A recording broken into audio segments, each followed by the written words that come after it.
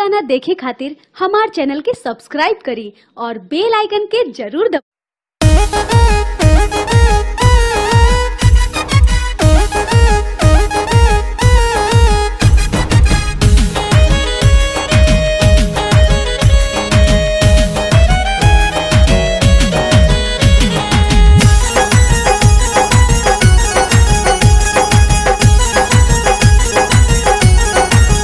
तेरे होठों को चूम लूंगा जो इजाजत हो, जो इजाजत हो, इजाजत हो। तेरे होठों को चूम लूंगा जो इजाजत हो, तेरे होठों को चूम लूंगा जो इजाजत हो। दुआ तेरे लिए लहंगा तेरी सलामत हो, दुआ तेरे लिए लहंगा तेरी सलामत हो।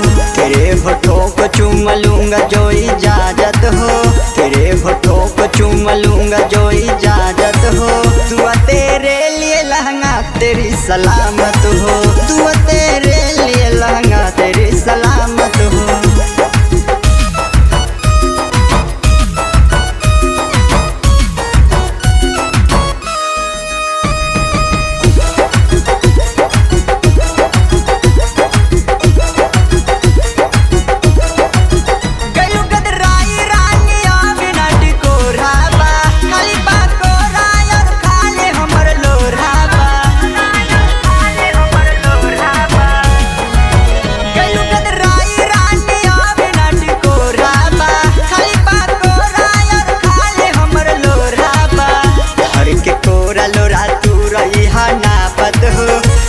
के कोरा लोरा तू रहा नापत हो, देहबो माजा चाहे कूद रहब हाफत हो, देहबो माजा चाहे कूद रहब हाफत हो।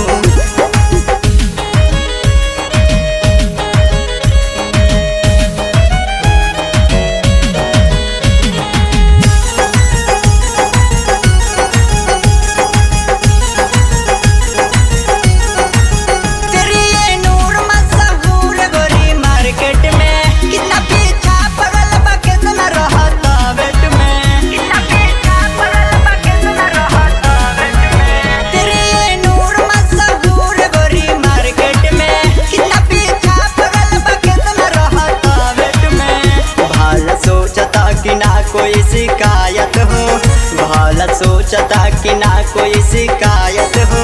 दुआ तेरे लिए लहंगा तेरी सलाह